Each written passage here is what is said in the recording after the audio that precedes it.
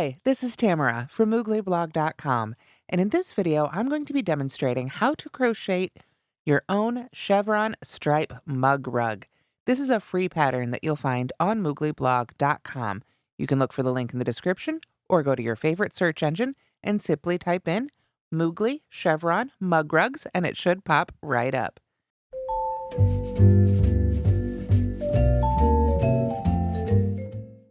Now, when I originally made this pattern, I used a yarn that is now discontinued. So my recommended substitute is Lily Sugar and Cream in any two colors that you enjoy.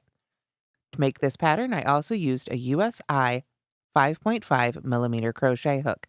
This one is by Furls. I also recommend having a few stitch markers handy as we make this design. Let's get started. This pattern uses a couple of different techniques that you might not have encountered before. First of all, we've got a treble crochet 2 together.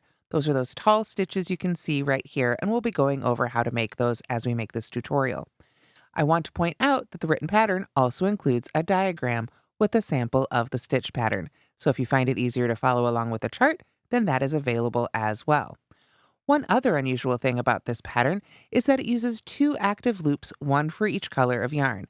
So this is where those stitch markers come in really handy to secure the loop you're not using so it doesn't come out as you work. Now, as I mentioned, this pattern uses 2 active loops, which means we're going to be working with both colors sort of in turn, but we're not going to finish off one stitch with the other. We're going to leave an active loop and come back to it. This does a couple of really fun things. It allows us to make this really great chevron pattern without having to add any border. Look closely, you'll see we still see our stripes here along the edge. We also change color every 2 rows, and you can see what this looks like from behind. It's not the right side, but it's still a good looking side. And of course, we have fringe here you can see, and fringe, as always, is optional. If you prefer to leave it off or just do the 4 corners or some other look, it's totally up to you. Now, let's get stitching. So, to begin, we take our first color, whichever color you want to make color A, put a slip knot on our hook, and chain 16. So now I've made 16 chains. To begin row 1, we're going to single crochet in the second chain from the hook and in each of the next 2 chains. So that means we're going to skip the chain closest to the hook and single crochet in the next 2 chains after that. I prefer to work into the underneath hump of the chain rather than under the top 2 loops. I find that this gives me a more nice, just finished edge, especially in a project like this where we're not working a border. So let's see. We have single crocheted in the second chain from the hook. In the next one, we've got one more. So we should start with 3 here. After we skip that chain closest to the hook, we've got 3 single crochets. Then we begin our repeat that begins with the asterisk. So now we're going to chain 1, skip the next chain, and single crochet in the next 3. And we'll repeat that all the way across. So let's do that together. We chain 1, skip the next stitch, and single crochet in the next 3. There's 1, 2, and 3. Straighten that out, and we can see what that looks like right there. We do it again. Chain 1, skip 1, single crochet in the next 3. 1, 2, get under all the strands there. 2 and 3. And we've got 4 stitches left, so we can do that repeat one more time. Chain 1, skip 1, single crochet in the last 3 stitches. 1, 2, and 3. There we go. So now, give that a little tug to straighten it all out. There we go. And this is what it should look like at the end of row 1. Now we're ready for row 2. So we want to turn as we begin row 2. Now you have a choice. You can either chain 3, which is your standard double crochet substitute, or if you prefer, you can pull up a loop here and make a chainless starting double crochet. I prefer this method, but of course you can chain 3. It's a perfectly acceptable way to substitute for a double crochet as well. To make the chainless starting double crochet, I'm going to pull up my loop to the height of a double crochet, Secure the top of the loop with my finger, yarn over with the loop itself, insert my hook right in that first stitch, yarn over, pull a loop up through the stitch, yarn over again and pull through that loop and behind our yarn over. Then I can yarn over and pull through the last 2 loops. Again, if you prefer, a standard chain 3 works just as well. After that, we simply double crochet in each stitch across to the end. That includes our chain spaces. So with those skipped chains we had on the first row, we had a total of 12 single crochets that we actually made. But because we're working into our chain spaces here for row 2, we're going to go back to having 15 stitches all the way across. So you should have a total of 15 double crochets when you get to the end of row 2. So here I have finished row 2. The last step of row 2 is to remove the hook from the loop and place a marker in the open color A loop. So that means I'm going to pull up this loop big, grab one of my stitch markers, and put it right through that loop. This will secure that loop there so that my stitches can't come undone while I'm coming in with the other color. One other thing that you might find helpful at this point that is completely optional is to take a few extra stitch markers and mark where those chain 1 spaces were that you sort of, when you crocheted into the chain 1 space, when you've got those chains back down here that you skipped.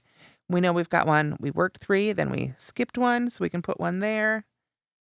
And this is just a visual cue for later here as we begin our next row. Got another one right here. Oop, get all the way in there. And then we've got another one right there. So you should have 3 of those chain 1 skip ones left behind there in row 1. So now we're ready to begin row 3. And we are going to go ahead and turn our work. So we've got our secured loop right there, and we've turned our work to the other side. I'm going to bring in my color B. I'm going to use up some green that I have left over from another project. These mug rugs are, of course, a wonderful stash buster. So now we've got our color B, and we want to join with a single crochet in the first stitch. So that's going to be that first stitch right there. So I'm going to put that aside for just a second. In order to join with a single crochet, my favorite way to do it is to twist the yarn to create a loop like so, or you can make a slip knot if you prefer and put that right onto our hook. Personally, I prefer to avoid extra knots when I can, but for a project like a mug rug, it's perfectly fine. It's more important when you're working something like a sweater. So go ahead and put a knot or a loop on your hook. Pick up our project here. We're going to insert our hook right in that very first stitch. And yarn over and pull up our loop. Give it a little zhuzh, get those loops down close to each other again. And then we can yarn over and pull through to finish our single crochet. If you find that that stitch there is pulling up loose, you can just give a little tug on your loops down here to tighten it right back up. So now what we're going to do is we're going to be working in front of the previous row. So that means in front of row 2. And we're going to treble crochet in the first skipped chain of that foundation row. So what does that mean? Treble means we yarn over twice, and then we'll still work those loops off 2 at a time. But we're going to work it in that first skipped stitch. So this is where having that stitch marker there can be really handy. Or if you don't need it, just look really close. It's be underneath that 4th stitch right down here. And we're going to work right into that unused loop. So you can take that stitch marker out of the way if it wants to be in the way. I think this one wants to be in the way. Come back down here and pick up the loop on that chain. You can see this one wants to be a little difficult. Sometimes having a slightly sharper hook may help with that. There we go. Got into that chain. Just wanted to be difficult today. We pull up our loop and we can work those off 2 at a time. Yarn over and pull through 2, yarn over and pull through 2, and yarn over and pull through 2. So we have finished our first treble crochet there for row 3. Now what we're going to do is skip the next stitch, which is of course the stitch behind our treble right there. And then we are going to single crochet in the stitch after that. There we are. So we've worked 3 stitches, a single crochet in the first stitch, we trebled down to that first skipped stitch, skip the stitch behind it, and single crochet in the next stitch from row 2. Then we are going to we've single crocheted in the next stitch, we chain 1. There we go. Skip the next stitch, and single crochet in the stitch after that. Then, for this row, we finally begin the section that begins with our asterisk. So this begins our repeat that takes us most of the way across our row here. And of course, on our coaster or mug rug, it is a short little row indeed. So we start with a treble crochet 2 together in the previous skipped chain of the foundation row and the next skipped chain of the foundation row. So let's break that up. Treble crochet 2 together. We know it's going to be a decrease generally in crochet.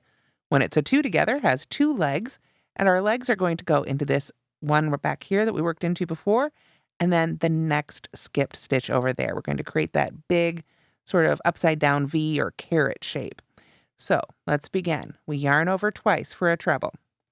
Come back over here. That loop should be pretty easy to find now. We're working in front of the previous row, so we just pick up that loop. We're not trying to enclose any other stitches in here. Pull our loop up through that stitch, and then we work our loops off 2 at a time. Yarn over and pull through 2, yarn over and pull through 2, but then we stop when there are two loops left on our hook. There we go. Then we need to start our other leg, so we yarn over twice again. And now we're coming over to this stitch. And again, we can get that stitch marker out of there if it wants to be in the way. It's done its job. Take our time, pick up that loop. Always, this is genuinely the hardest part of this whole pattern, is just coming back and giving that first row of loops. After that, it's easy peasy. There we go. Yarn over and pull up our loop. Now we can yarn over and pull through 2.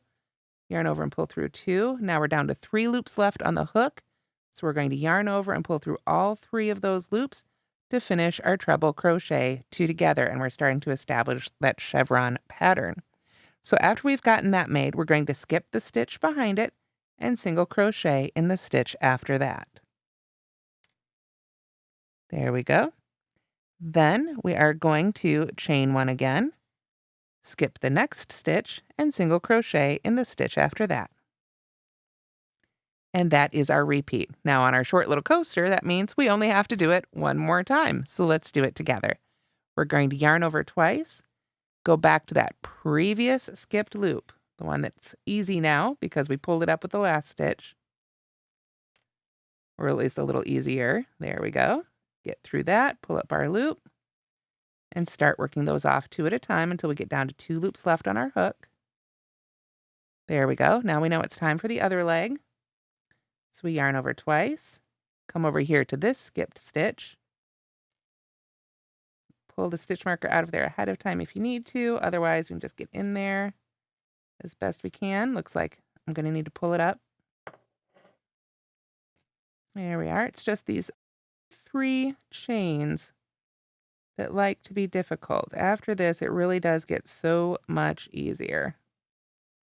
But we just have to take our time and work into those 3. There we are. Pull up our loop, yarn over, pull through 2, yarn over and pull through 2. Now we've got 3 loops left on our hook, so we yarn over and pull through all 3 to finish off that treble crochet 2 together.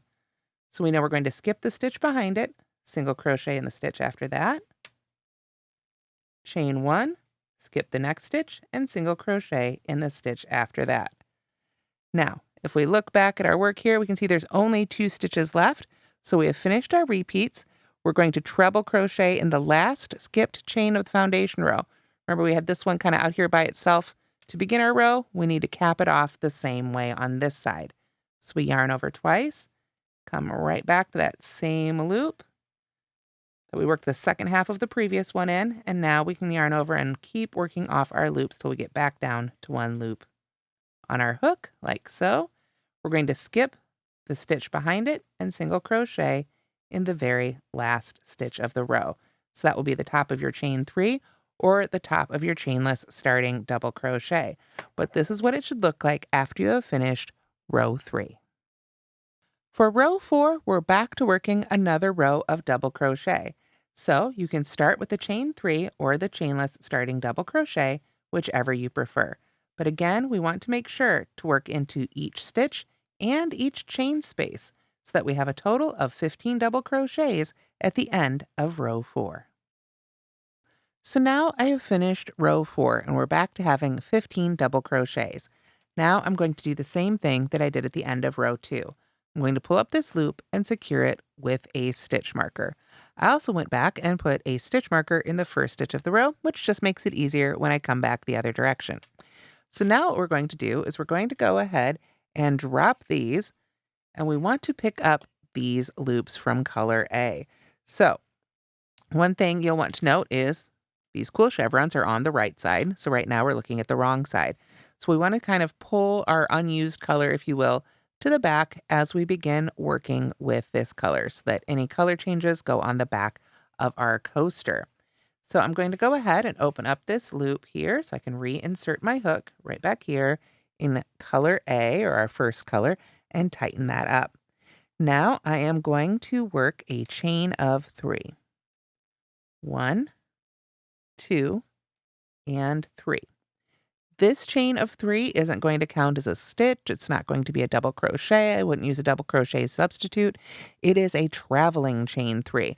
If we bring in our finished coaster here, you'll see it right here. This is just to bring us up to the next row. It creates sort of a border loop all on its own. So go ahead and do an actual chain 3 right here.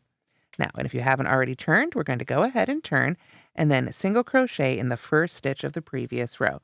So again, I can kind of hold these loops back here out of the way and work our first single crochet right into the top of that first stitch of the row. And then I can put my stitch marker right in the top of that first stitch of the row if I like. There we go. And that just creates its own nice little border there. After that, we are going to again work in front of the previous row and treble crochet in the first skipped double crochet of the row below the previous row. So what does that mean? Well, do you remember where we skipped stitches? This time it's a little easier to see. It's going to be right in the center of those V's. We've got one there, and one there. So that is sort of our goal stitch now when we're working this row. So we yarn over twice for a treble crochet. And now we can see right where there is an unworked double crochet. So much easier, as you can see, to get our hook right in there, yarn over and pull up a loop, and work right in front of those previous rows. Yarn over and pull through 2 until we've worked that treble off all together, like so. Then we are going to, of course, skip the stitch behind the treble, single crochet in the stitch after that, like so. Chain 1, skip the next stitch, single crochet in the stitch after that. Sounds pretty familiar, right? It's just like we did on row 2, but this time we needed to do some chaining to bring ourselves up along the side. So now you can see, we can look at our previous rows and even see right where we're at. It's time for a treble crochet 2 together. So we're going to yarn over twice, come back to that previous spot. I like to use my hook to sort of pull that stitch forward. Makes it a little easier to get in there. Yarn over and pull up my loop, and then we work those off until we have 2 loops left on our hook, like so. Yarn over twice again, and find the next one over here, right in the center of that V. So much easier. Like I say, it's a real bummer that so often working to the chain is right up front, because so often it's the hardest part, right? Now we're down to 3 loops left on our hook. We yarn over, pull through all 3, and we finish that stitch. We want to skip the stitch behind it. If we don't skip the stitch behind it, we'd end up increasing, and we don't want that. Single crochet in the next stitch, chain 1, skip the next stitch, single crochet in the stitch after that. Time for one more treble crochet 2 together. Yarn over twice, go back to that previous stitch there that we worked into. Pull up our loop, and we start working those off until we have 2 loops left on our hook. There we go. Yarn over twice again, find that last one. Pull up that loop, yarn over, pull up our loop through there. We work these loops off in pairs until we have 3 left. Then we yarn over and pull through all 3 to finish. Skip the stitch behind this one, single crochet in the next stitch, chain 1, skip the next stitch, single crochet in the stitch after that, and then we can look at our work and see what's missing. What do we need to finish our design? One more treble going this way. Yarn over twice, Come right back down to that stitch, pull up a loop, and go ahead and finish up your treble. Like so. When we skip the stitch behind it, that should give us one stitch left to work into to finish off our row with a single crochet. There we go. Having that stitch marker really does make it a little bit easier to know exactly where to finish up. So now we have finished row 5. And as you might have guessed, for round 6, we're simply going to double crochet in each stitch and chain space across, bringing us back to a total of 15 double crochets. So now I have finished row 6, a simple row of double crochets. And we know when we work a row of double crochets, it's time to pull up our loop and secure it because we're going to turn and do another row with our treble crochets. And those last 2 rows we did are the repeat that we do to make the entirety of our coaster. We simply repeat rows 5 and 6, switching colors every 2 rows until we've made a total of 12 rows. If we go back to the original here, you can see what that looks like. Now, this is a yarn substitution.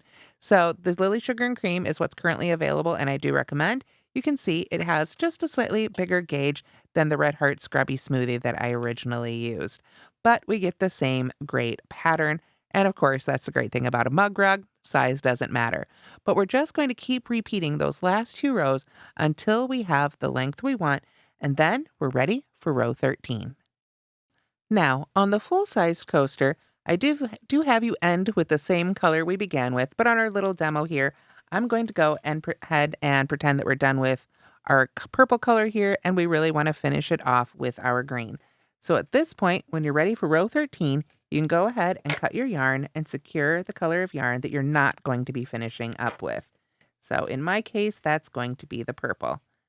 Again, I like to sort of have symmetry and end it usually with the same color, but it's your project. You can do it however you like. And if it's a true scrap project with lots of colors, then it doesn't really matter at all. So now we are all set up to work our row 13 repeat. Now I do like to kind of reinsert my hook from this side. So let me get my stitch marker out of that active loop. So we want to get whatever color we're going to be finishing up our coaster with here. Oop, get that on the correct direction. When we put our loop back in a hook, and this is important in a project, especially like this, where we've got lots of active loops and we're taking our hook out of it a lot, it's important that we pull back down. Let me get this in a nice clear spot here. When we pull back down on our working yarn, you can see the portion of the loop that moves back down into the stitch is in front of my hook towards me. That's the direction we want our loop to be on our hook, so we don't have any twists showing up in our final project. So now that I've got my hook in my loop and I'm ready to begin row 13, we're going to do a chain of 3 again. Remember, that's what lifts us up for our height. So now we can turn and we're all set up. And I'm going to work a single crochet in the first stitch of the previous row. Here we are. Of course, I can tuck that end to the back here when it's time to weave in our ends. There we go. And then I am going to work a treble crochet in the first skipped double crochet of the row below the previous row. So just like we were doing before, I want to treble crochet. Now it's going to be right there. We can find our skipped double crochet. So much easier than those little chains. And this is the first one, so we work this one off completely. Skip the stitch behind it, single crochet in the next, just as the same as the ones we've been doing before, but now we're not going to chain one and skip one. We don't want to leave it open. We want to close this area off since it's our final row.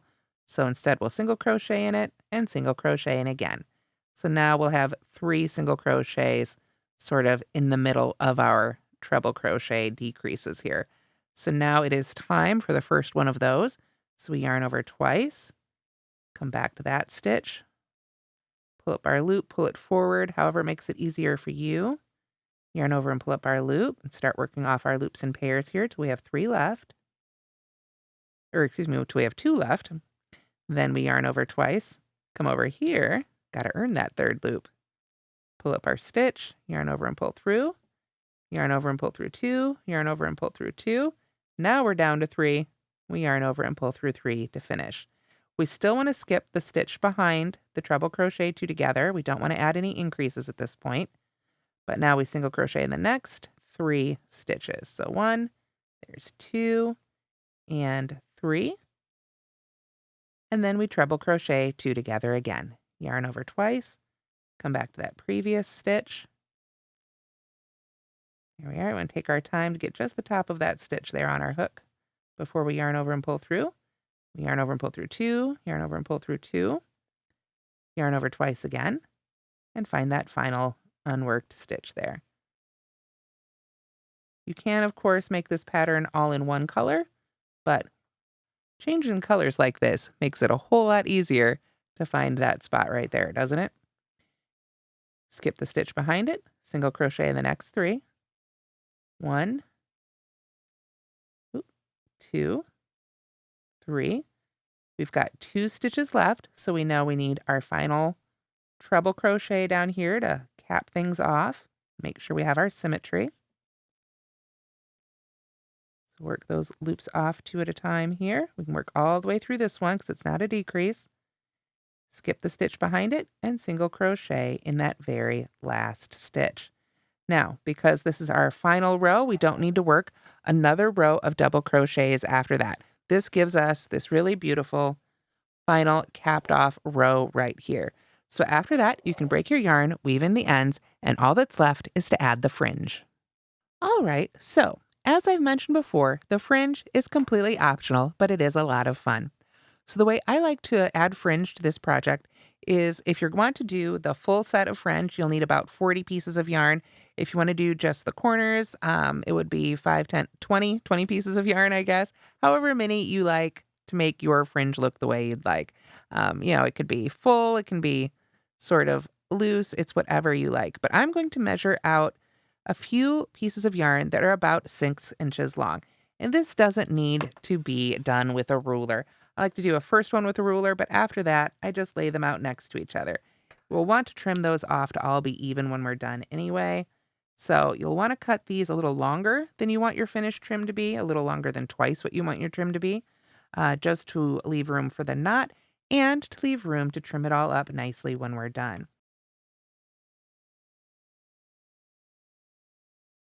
Okay, so after you've got the pieces cut that you want to attach to your project, we find where we want to attach to our project. You can see here on the original, I put 5 groups of fringe on each end, 1 on each corner, and then sort of right in the middle of those V's or right at the point, depending on how you're looking at it.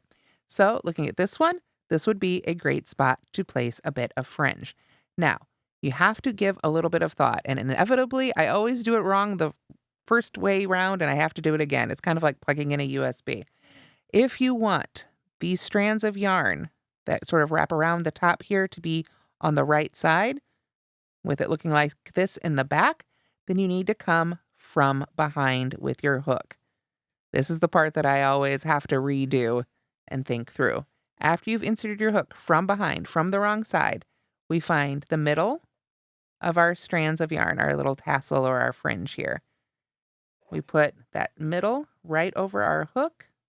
We're going to trim it, so it doesn't have to be perfect, but we want to get close and pull through our project where we want it applied, like so. Now what we want to do is grab all these ends right here and pull them through this loop. So you can do that a couple of ways. You can try and do it with your hook. I find it's usually too much for my hook. I like to use my fingers. I'm going to set that aside here where it won't keep rolling on me. Open this up just a little bit more and use my fingers to pull all these ends right on through. Whole lot easier typically than with the hook. Now, as I pull down, straight down on those ends and sort of push up on that center section here, you can see we get a really appealing sort of strap or overlay of the yarn right there. It gives it a really nice finished look. And on the other side, you can see we've got that look right there. So that's the difference between pulling through from the back versus the front. If you're getting that look in front, remember, bring your hook up from behind the work to pull those loops through. Like I say, it throws me off every single time, so don't be upset if it throws you off too. Once you've got all those applied, you can see now we've got too much fringe. We wanted that 6 inches so we had enough room to pull it through with our fingers, but now it is too much. So when you've got the fringe all applied, I wouldn't recommend doing these one at a time. I'd add all of them across. So you can take your ruler and lay a really nice line across them. Then you can trim them all off really evenly. Couple of different ways you can do that. Again, this is a mug rug. It's just a fun project. If it's just for you or, for the fun of making, you can definitely use your scissors and just trim across right here. What I like to do, and what I would recommend, especially if you're making these for craft fairs or for fundraisers or to sell, is that after you've made all the fringe and you've laid it out really nicely, take your time, make sure there's no, wrinkles or anything in there. Then you can take your ruler and you'll want to get one of those cutting mats, put it underneath everything, put your mug rug and ruler on top of the cutting mat, and then you can press down with your ruler. A nice metal ruler like this is great, and use a rotary cutter to just cut right through the ends of all those tassels and fringes, and you'll get a really beautiful, even result. And that's how to crochet the Chevron Stripe Mug Rugs. I hope you enjoyed this tutorial, and I hope you'll give this free crochet pattern a try. Don't forget to like and subscribe, and let us know what you think you should see next on Moogly.